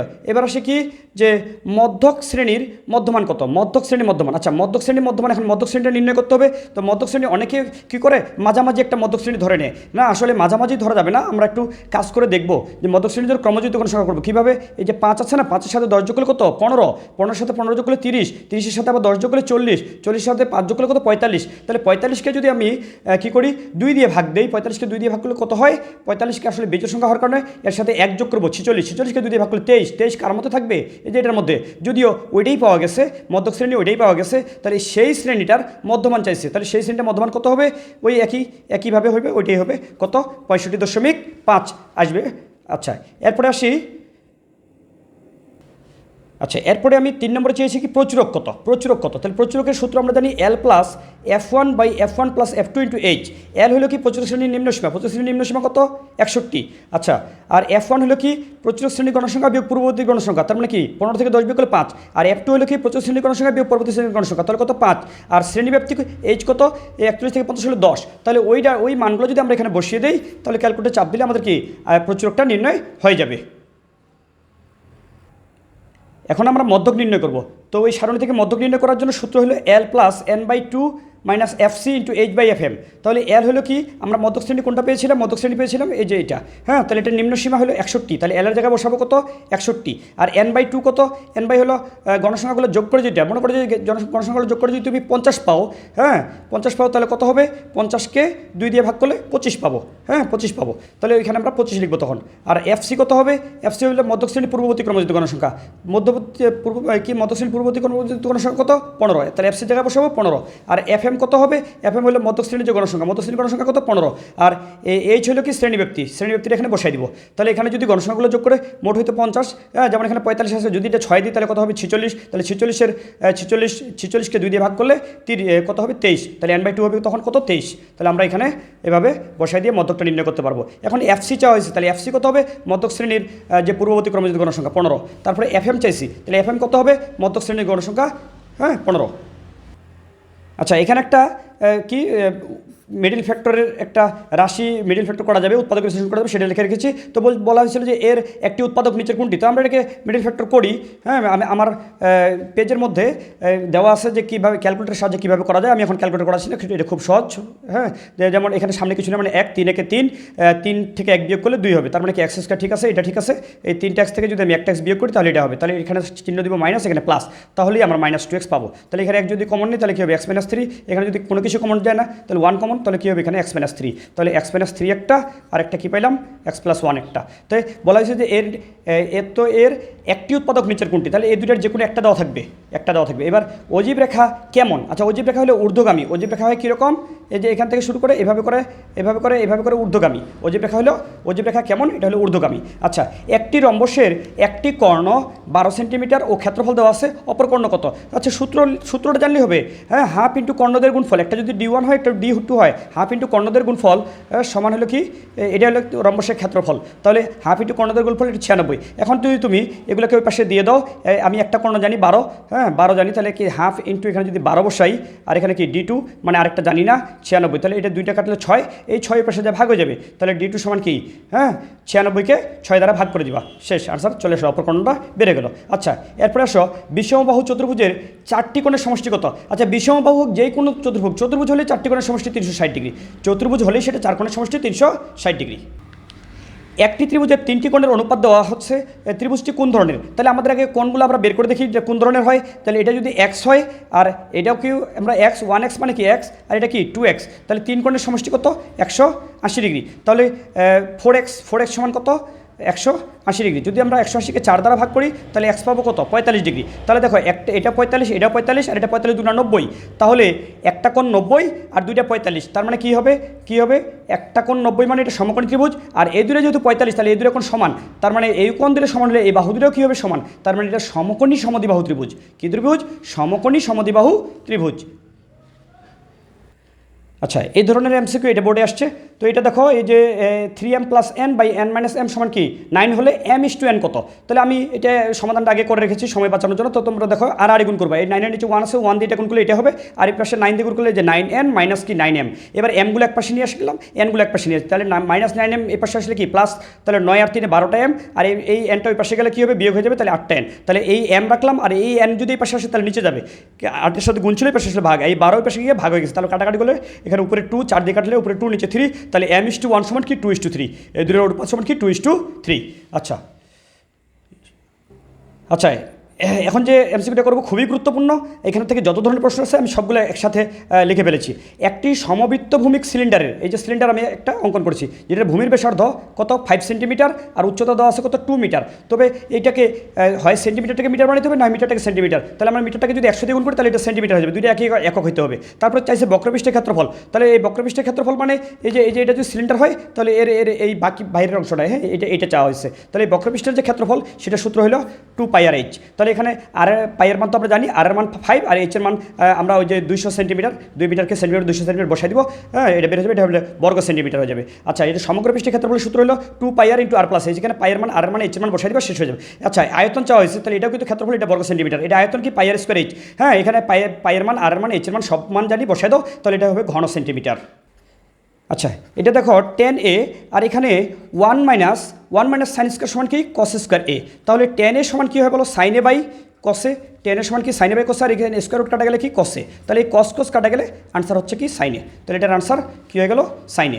আচ্ছা, এবার এই এমসিকিউটা খুবই গুরুত্বপূর্ণ, সূক্ষ্মকোণী সমকোণী ও স্থূলকোণী ত্রিভুজের পরিকেন্দ্র কোথায় অবস্থিত। তাহলে দেখো আমরা যদি এটার পরিবৃত্ত একটা আঁকি, এই পরিবৃত্ত যদি আমরা একটা আঁকি, সেটা কেন্দ্রটা কিন্তু অবশ্যই কী হবে, সূক্ষ্মকোণী ত্রিভুজের ক্ষেত্রে কেন্দ্রটা হবে কোথায়, ত্রিভুজের ভিতরে, ত্রিভুজের অভ্যন্তরে, পরিকেন্দ্রটা হবে ত্রিভুজের অভ্যন্তরে, পরিকেন্দ্রটা। আর স্থূলকোণী ত্রিভুজ হলে দেখো, স্থূলকোণী ত্রিভুজ হবে, স্থূলকোণী ত্রিভুজ যখন আমরা অঙ্কন করব তখন এটার কেন্দ্রটা হবে ত্রিভুজের বাইরে, ত্রিভুজটার বাইরে হবে, হ্যাঁ এটার অবশ্যই বাইরে হবে। আচ্ছা, যদি সমকোণী ত্রিভুজের আমরা পরিবৃত্ত আঁকি তাহলে এটার কেন্দ্রটা হবে অতিভুজের মধ্যবিন্দু, অতিভুজের উপরে এবং অতিভুজের মধ্যবিন্দু হবে, অতিভুজের মধ্যবিন্দু খুবই গুরুত্বপূর্ণ। সূক্ষ্মকোণী ত্রিভুজের ক্ষেত্রে ত্রিভুজের ভিতরে, স্থূলকোণীর ক্ষেত্রে ত্রিভুজের বাইরে, আর সমকোণীর ক্ষেত্রে অতিভুজের উপরে হবে, অতিভুজের উপরে। আচ্ছা, এরপরে এখানে এ সমান কি 30 ডিগ্রি হলে tan a R tan 2a সমান কত, সহজ। tan a মানে কি, tan a মানে কি tan 30 ডিগ্রি, আর tan 2a মানে কি, তাহলে 2a এ তো 30, তাহলে 30 দুগুণা 60 ডিগ্রি, তাহলে এই তো এই দুটো চাইছে, তাহলে এটা আমার tan 30 ডিগ্রি হলে কি 1/√3, আর এটা মানে হলো √3 কাটা কি 1, হ্যাঁ এটা একটা বোর্ডে আসছে এই। আচ্ছা, প্রত্যেক বৃত্তের দৈর্ঘ্য ব্যাসের কত গুণ বলছে, প্রত্যেক বৃত্তের দৈর্ঘ্য। আচ্ছা, বৃত্তের দৈর্ঘ্যটা কী হয়, বৃত্তের দৈর্ঘ্য কিন্তু পরিধি, বৃত্তের দৈর্ঘ্য পরিধি, তার মানে কি 2πr, তাহলে 2πr এটা বলো দেখি যে ব্যাসের কত গুণ, তাহলে ব্যাস কি, ব্যাস কিন্তু 2r, তাহলে 2rকে কত দ্বারা গুণ করলে পরিধি হবে, পাই দ্বারা গুণ করলে, এই যে পাই দ্বারা গুণ করলে, তাহলে ব্যাসের কত গুণ হবে, পাই গুণ এই যে 2πr। আচ্ছা, এখানে দেখি f(x) ইকুয়াল একটা ফাংশন দেওয়া আছে, বলা হয়েছে যে এতকে x+1 দ্বারা ভাগ করলে ভাগশেষ কত হবে। আচ্ছা, এরকম যদি ভাগশেষ চায় তাহলে এত দ্বারা ভাগ করলে বলতে এইটার সমান তুমি 0 দিবা, 0 দিয়ে এই x সমান তাহলে কি -1, তুমি এই x-এর জায়গায় -1 বসাই দিয়ে যা পাবা, -1 বসাই দিয়ে যা পাবা সেটাই হবে ভাগশেষ। এখানে -1 বসাই দিয়ে আমি ক্যালকুলেটরের সাহায্যে কীভাবে করা হয় আমি শিখাইছি, হ্যাঁ তাহলে যেটা দিয়ে ভাগ করবো সেটা সমান কি 0, x রেখে দিবা, আর কি এই যে 1 পার করে দিলে -1, তাহলে এই x-এর জায়গায় তুমি -1 বসাবো, অর্থাৎ যেখানে যেখানে x আছে সেখানে -1, ক্যালকুলেটর চাপ দিলেই তোমার কি আনসার চলে আসবে। আচ্ছা, এরপরে 200 টাকার কত পার্সেন্ট, 20 টাকা, 200 টাকার কত পার্সেন্ট 20 টাকা। আচ্ছা, ধরে নিলাম আমি 200 টাকার কি x% সমান কি 20 টাকা, ধরে নিলাম 200 টাকার x% সমান কি 20 টাকা, তাহলে 200 টাকার x% মানে কি, x% মানে কি x/100, x/100 এটা সমান কি 20, তাহলে এই যে তুমি এটা কাটলে কত হবে 2, তাহলে 2x সমান কত 20, সুতরাং x সমান তাহলে কত হবে 10, তাহলে 200 টাকার 10% হবে 20 টাকা, 200 টাকার 10% কত হবে 20 টাকা হবে, হ্যাঁ তুমি ক্যালকুলেটর চাপ দিলেও পাবা, হ্যাঁ 200 টাকার 10% কত হবে, 200 টাকার কত পার্সেন্ট 20 টাকা, 10% 20 টাকা। আচ্ছা, তাহলে এখন আসি যে 1 থেকে 20 পর্যন্ত বীজের সংখ্যাগুলোর গড় করতে, যদি এরকম চাই বীজের সংখ্যাগুলোর গড়, তুমি তো মানে একটা করে বের করেও করতে পারো, তবে ওইভাবে না করে তুমি করবা কি যে এখানে বীজের সংখ্যা কতগুলো হবে এক বিজোড় দিয়ে শুরু জোড় দিয়ে শেষ, তাহলে মোট আছে 20টা, তাহলে অর্ধেক হবে জোড় অর্ধেক বিজোড়, তাহলে কয়টা হবে 10টা হবে বিজোড়। তাহলে বিজোড় সংখ্যা প্রথম থেকে যদি থাকে তাহলে যতগুলো থাকবে তার উপরে স্কোয়ার দিবা, কয়টা আছে 10-10-এর উপরে স্কোয়ার দিবা, তাহলে ওই 10টা সংখ্যা যোগ করলে আমরা সমষ্টিটা পাবো, সমষ্টি কত পাবো 100। তাহলে 100কে এখন ভাগ দেবো কি দ্বারা, 10টা আছে 10 দ্বারা, তাহলে গড় হবে কত 10। আবার বলি 1 থেকে 20 পর্যন্ত বিজোড় সংখ্যা, তাহলে বিজোড় সংখ্যা কতগুলো হবে, যে বিজোড় দিয়ে শুরু জোড় দিয়ে শেষ, তার মানে কি অর্ধেক বিজোড় অর্ধেক জোড়, তাহলে মোট আছে 20টা, তাহলে 10টা হবে বিজোড় 10টা জোড়, তাহলে প্রথম 10টা বিজোড় সংখ্যার প্রথম যে কটা বিজোড় সংখ্যা আমরা সমষ্টি বের করবো সেটা হবে কয়ের উপরে স্কোয়ার, তাহলে কি 10টা আছে 10-এর উপরে স্কোয়ার, তাহলে 100, তাহলে সমষ্টি পাইলাম প্রথম 10টা বিজোড় সংখ্যা সমষ্টি পাইলাম কত 100, ওইটাকে কত দিয়ে ভাগ করবো 10 দিয়ে ভাগ করবো, তাহলে গড় বের হয়ে গেল 10। আচ্ছা, এরপরে দেখো এই চিত্রটা, এটা হলো বলা হয়েছে যে এই কোণটা কত, এই যে এই কোণটা কত, আচ্ছা এখানে এই কোণটা কত দেওয়া আছে 100, তাহলে এটা কি একই চাপের উপর দণ্ডমান, এটা বৃত্তস্থ কোণ, তাহলে এর কেন্দ্রস্থ কোণ, এই কেন্দ্রস্থ কোণের অর্ধেক হবে কি বৃত্তস্থ কোণ, তাহলে এটা 100 হলে এটা হবে কত 50 ডিগ্রি, এটা হবে কত 50, তাহলে এটা যদি 50 হয় দেখো এটা একটা বৃত্তস্থ চতুর্ভুজ, তাহলে এই কোণ আর এই কোণ কি সম্পর্ক কোণ, তাহলে এটা যেহেতু 50 আর তাহলে এটা কত হবে 180 থেকে 50 বিয়োগ করে যেটা হবে এটা হবে 130, কত হবে 130। আমরা আবারও বলি এই কোণ আর এই কোণের যোগফল কত 180, তাহলে এটা যেহেতু 50 তাহলে এটা পাবো কত 130, কেন 180 থেকে 50 বিয়োগ করলে 130 দাঁড়াও। আচ্ছা, সমবাহু ত্রিভুজের উচ্চতাটা কি হয়, উচ্চতা হয় মধ্যমা, তো এটার বাহুর দৈর্ঘ্য চাওয়া হয়েছে, তাহলে উচ্চতার সূত্র আমরা জানি √3a/2, তাহলে এটা সমান কত 3√3, তাহলে তুমি এ রাখো, এই 3√3 এটাকে উল্টাই দাও, তাহলে ওই পাশে যাবে 2 আর নিচে কি √3 কাটা, তাহলে 3 দুগুণা কত 6, তাহলে 6 কী হবে বলো, এটা যেহেতু আমি একক দেই নাই, এটা যদি সেন্টিমিটার হয় তাহলে এটা হবে কি সেন্টিমিটার, এটাও সেন্টিমিটার চলে আসবে। আচ্ছা, এখানে দেখো sin 5b সমান cos 5b হলে b এর মান কত, আচ্ছা আমাদের এই দুইটা সমান হয় কখন, আমি জানি sin 45 ডিগ্রি মানও 1/√2, cos 45 ডিগ্রি মানও 1/2, এটা 45 ডিগ্রি কীভাবে হবে, যদি আমি এখানে বিয়ের জায়গায় কত বসাই 9 বসাই, তাহলে 5 নং 45, এখানেও তুমি বিয়ের জায়গায় 9 বসাও 5 নং 45, তাহলে এটারও sin 45 ডিগ্রি মানও কি 1/2, cos 45 ডিগ্রি মানও 1/2, অর্থাৎ বিয়ের মান কত হবে বলো, বিয়ের মান হবে 45 ডিগ্রি, হ্যাঁ বিয়ের মান 9 ডিগ্রি, বিয়ের মান হবে 9 ডিগ্রি, কত 5 নং 45, এখানে 5 নং 45।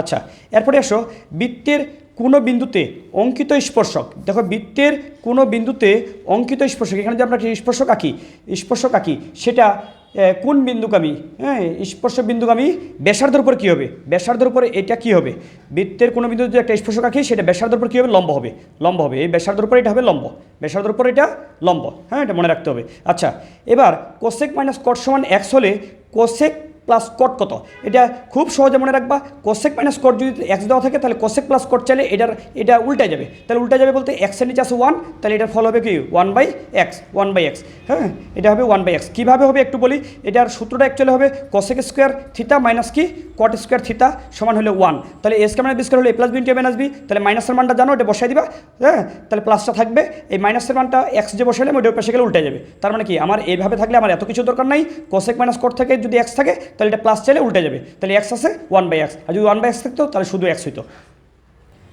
আচ্ছা, এখানেও ঠিক আগেরটার মতোই এই টেনকে যদি আমরা এই পাশে নিয়ে আসি তাহলে সেক মাইনাস টেন সমান কি 1, সেক থিতা মাইনাস টেন থিতা সমান 1, তাহলে সেক থিতা প্লাস টেন থিতা কী হবে, ওটা উল্টে যাবে, 1 উল্টালে 1ই হবে, তার মানে এটার মানও কি 1, এটার মানও 1।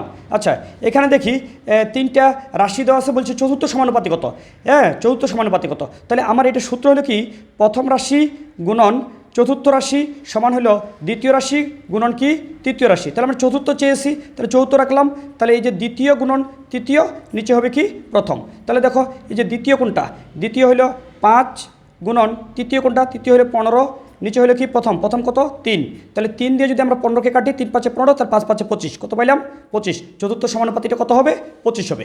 আচ্ছা, এরপরে 10% হারে 500 টাকার 2 বছরের মুনাফা আসল কত, আচ্ছা মুনাফা আসল এর সূত্র a সমান p × 1 + rn, 1 + rn, তো p হলো আসল কত 500, আর 1 + r কত হলো আর মুনাফার হার কত 10/100, কারণ 10% মানে কি 10/100 গুণন n সময় কত 2, এটা ক্যালকুলেটরে চাপ দিলেই মুনাফা আসল বের হয়ে যাবে। আচ্ছা, এখানে সর্বোচ্চ সংখ্যা হলো 40, পরিসর দেওয়া আছে 20, সর্বনিম্ন সংখ্যা কত, আমি যদি সূত্রটা উল্টাভাবে লিখি তাহলে কী হবে বলো, আচ্ছা আমি সঠিকভাবে লিখলাম, পরিসর সমান কি সর্বোচ্চ সংখ্যা মাইনাস কি সর্বনিম্ন সংখ্যা যোগ হলো কি 1, তাহলে আমার এখানে সর্বনিম্নটা প্রয়োজন, সর্বনিম্নটাকে যদি তুমি এক্স ধরো তাহলে মাইনাস এক্সটাই পাশে হবে প্লাস এক্স, আর এখানে কি আছে বলো, এখানে আছে সর্বোচ্চ, পরিসরটা পাশে যা হবে কি বিয়োগ প্লাস ছিল বিয়োগ, পরিসর যোগ হলো কি 1, তাহলে সর্বোচ্চ কত আছে 40, পরিসর কত আছে 20, যোগ হবে 1, তাহলে আমার এই 40 থেকে 20 বিয়োগ করলে 20,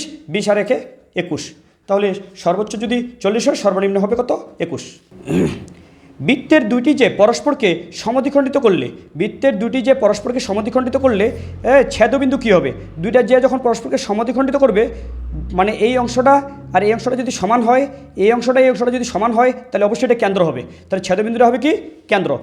আচ্ছা, এরপরে একটি চাকার পরিধি 20 সেন্টিমিটার, চাকাটি 500 মিটার যেতে কতবার ঘুরবে। আচ্ছা, একটা চাকা একবার ঘুরলে কী হবে, পরিধির সমান পথ যাবে, তাহলে আমরা কি করব, এই 500 মিটারকে পরিধি দ্বারা ভাগ করব, তাহলে 500 মিটার যে আছে, যে 500 মিটার এটাকে আমরা পরিধি ভাগ করব, পরিধি হলো 2 পাই, পাইয়ের মান হলো 3.1416 ইন্টু আর হলো কি, ও আচ্ছা আমি তো পরিধি সরাসরি দিয়ে রাখছি, তাহলে পরিধি হলো কি 20, তাহলে 20 দিয়ে আমি ভাগ করতে পারবো না, কারণ এটা তো মিটার, এটা সেন্টিমিটার, দুইটা একই একক হইতে হবে, তাহলে সেন্টিমিটারকে যদি আমি মিটার মানে 100 দিয়ে ভাগ করি, তাহলে এটা হবে 0.2, তাহলে 500কে 0.2 দ্বারা ভাগ করলে আমাদের বের হয়ে যাবে কতবার, হ্যাঁ, কারণ এটা হলো মিটার, হ্যাঁ, আর এটা হলো কি সেন্টিমিটার, সেন্টিমিটারকে 100 দিয়ে ভাগ করলে মিটার হবে, আর মিটার হলে 100 দিয়ে ভাগ করলে 0.2, তাহলে 500কে 0.2 দ্বারা ভাগ করলে যত হবে এত বার।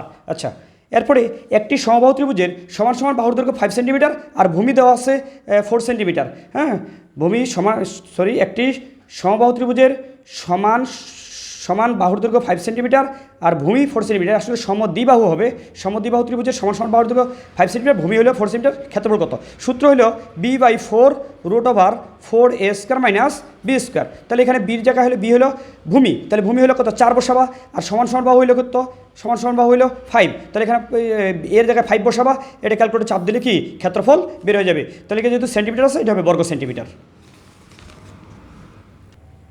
বৃত্তের দুইটি যে সমান হলে কেন্দ্র হতে তাদের দূরত্ব কত, বৃত্তের দুইটা যে যদি সমান হয়, এই যে যদি সমান হয়, তাহলে কেন্দ্র থেকে এদের দূরত্বগুলো হবে কি সমান, মানে এই দূরত্বটা কী হবে সমান, তাহলে যেগুলো সমান হলে কেন্দ্র থেকে দূরত্বগুলো সমান, আবার কেন্দ্র থেকে দূরত্বগুলো সমান হলে যে দুটোও কী হবে সমান হবে।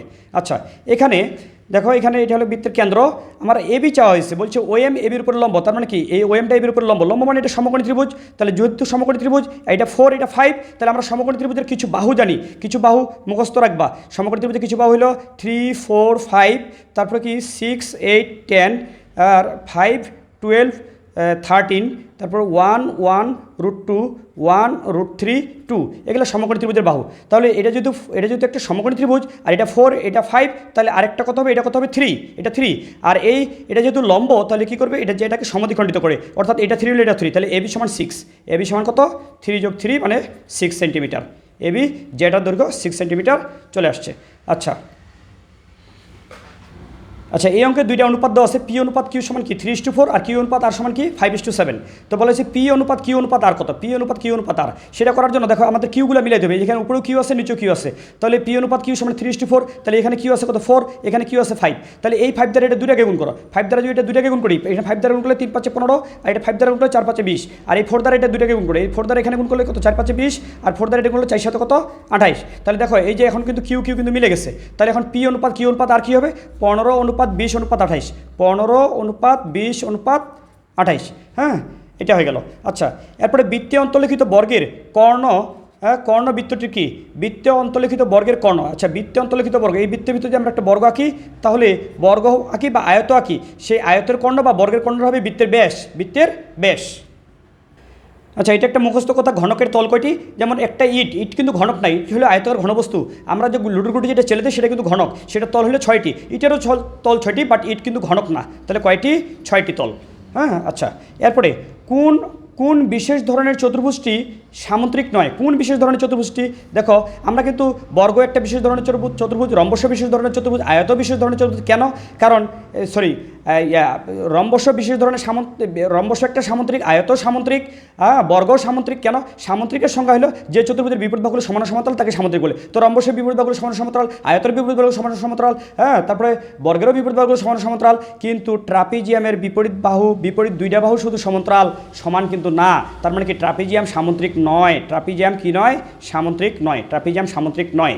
আচ্ছা, তাহলে এটা একটা বিশেষ ধরনের চতুর্ভুজ, বাট সেটা সামুদ্রিক নয়। আচ্ছা, একটি চতুর্ভুজের 3টি কোণের পরিমাপ দেওয়া আছে 45, 45, 90। ত্রিভুজটি কোন ধরনের এটা একটু আগে আমি ব্যাখ্যা করেছি। দেখো, একটা যেহেতু 90, তার মানে এটা সমকোণী ত্রিভুজ, আর দুইটা কোণ যেহেতু সমান, এই কোণ সমান 45, 45, তাহলে এই বাহু দুইটাও কী হবে? সমান হবে, অর্থাৎ এটা সমকোণী সমদ্বিবাহু ত্রিভুজ। কোন ত্রিভুজ?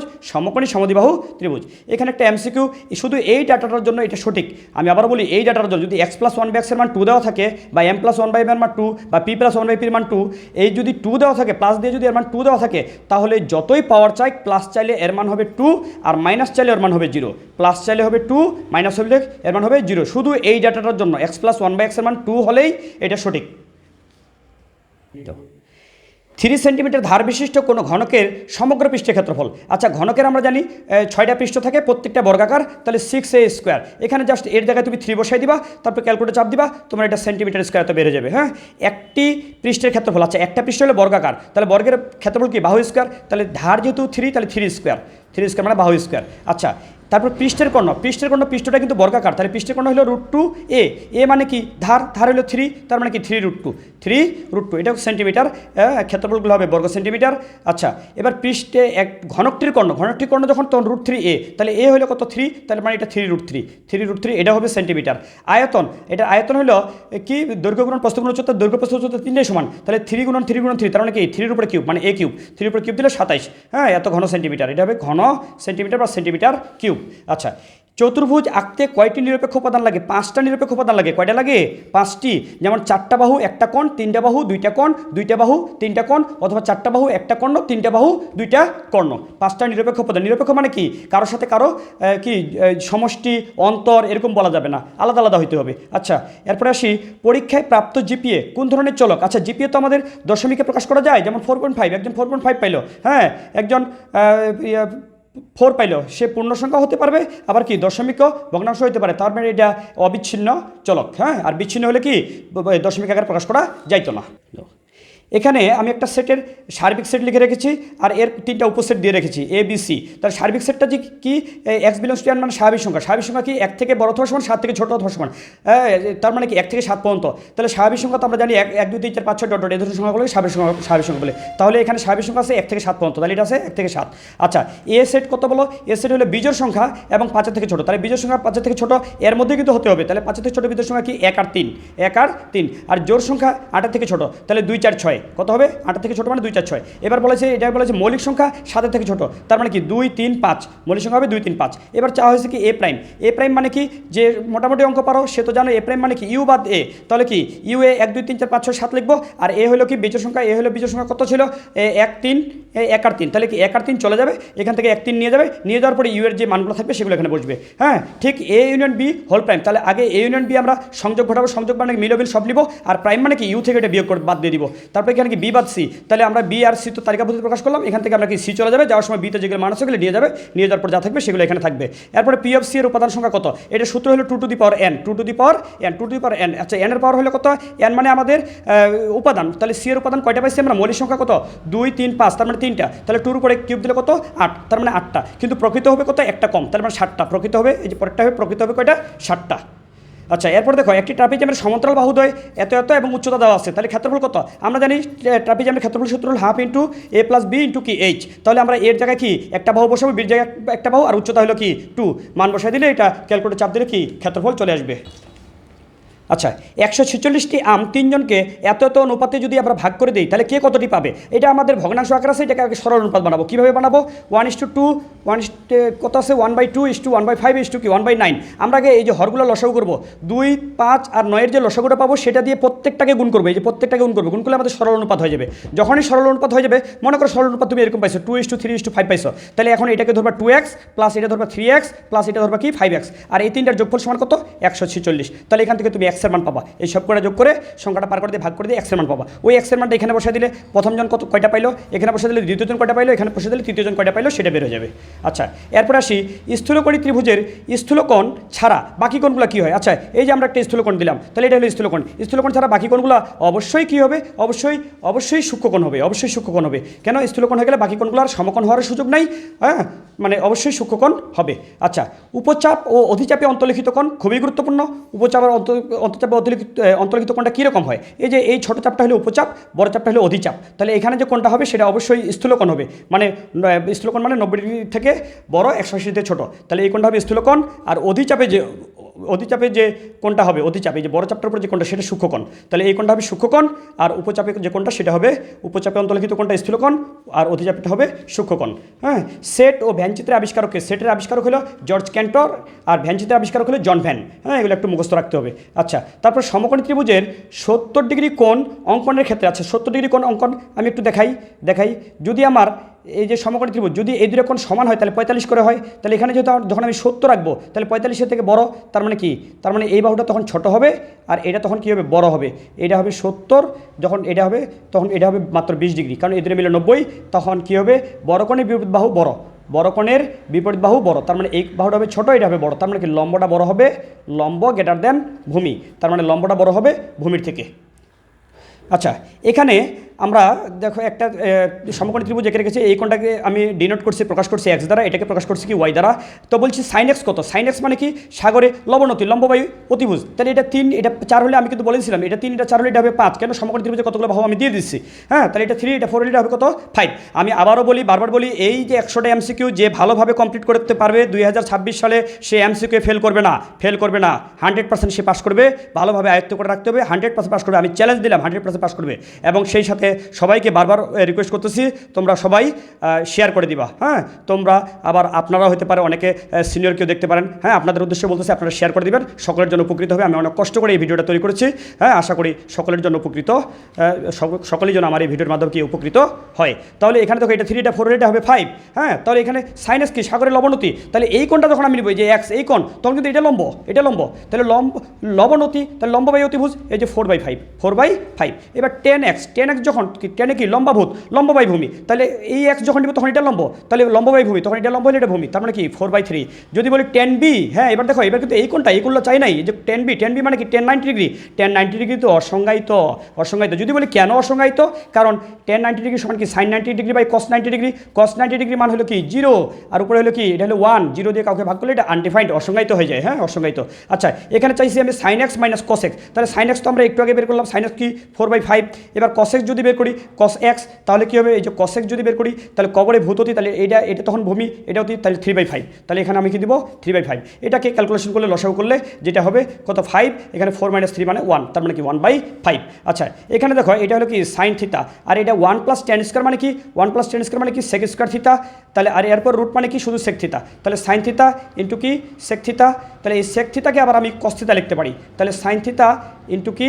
এটা sec থিতা মানে 1/cos থিতা। sec থিতা মানে 1/cos থিতা। তাহলে সাইন থিতা বাই cos থিতা সমান কিন্তু এটাই আবার tan থিতা। তার মানে এটা সমান অ্যান্সার হয়ে গেল আমার tan থিতা। আচ্ছা, এরপরে সমকোণী ত্রিভুজের সমকোণ সংলগ্ন বাহুদ্বয় 3 সেন্টিমিটার ও 4 সেন্টিমিটার হলে ক্ষেত্রফল কত? আছে সমকোণ সংলগ্ন বাহুদ্বয় মানে কি? এই যে এটা একটা 4, একটা 3, তাহলে এটা ক্ষেত্রফল হবে হাফ ইন্টু বাহুদ্বয়ের গুণফল, হাফ ইন্টু 3 ইন্টু 4। তাহলে কাটলে কত? 2, 3 × 6, এটা হবে বর্গ সেন্টিমিটার। আচ্ছা, এখানে দুইটা শ্রেণী দিয়ে রেখেছি, এগুলো কি? এগুলো অবিচ্ছিন্ন। কেন? এই যে বিশেষ শেষ, বিশেষ শুরু। হ্যাঁ, বিশেষ শেষ, বিশেষ শুরু, তার মানে অবিচ্ছিন্ন। হ্যাঁ, অবিচ্ছিন্ন শ্রেণীসীমা এগুলো। আচ্ছা, এখানে যদি আমি এখান থেকে 10 থেকে 20 হিসাব করি তাহলে হয়তো হয় 11, কিন্তু এখানে 20 তো আবার 20 আছে, তাহলে আমরা 20 পর্যন্ত যাইতে পারবো না। 10 থেকে কত যাইতে হবে? 19। তাহলে আমরা নিব এখানে 10। এখানে শ্রেণীব্যাপ্তি 10, এখানে কত? শ্রেণীব্যাপ্তি 10।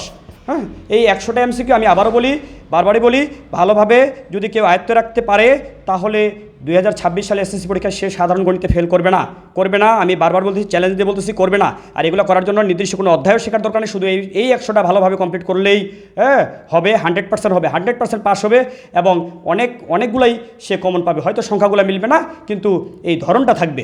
হ্যাঁ, আমি বারবার 100% চ্যালেঞ্জ দিয়ে বলতেছি। হ্যাঁ, দীর্ঘদিনের অভিজ্ঞতার আলোকে আমি এই কথাটা বলতেছি, তোমরা সবাই এটা শেয়ার করে দিবা। হ্যাঁ, বা আপনারা যারা সিনিয়র আছেন আপনারা শেয়ার করে দিবেন।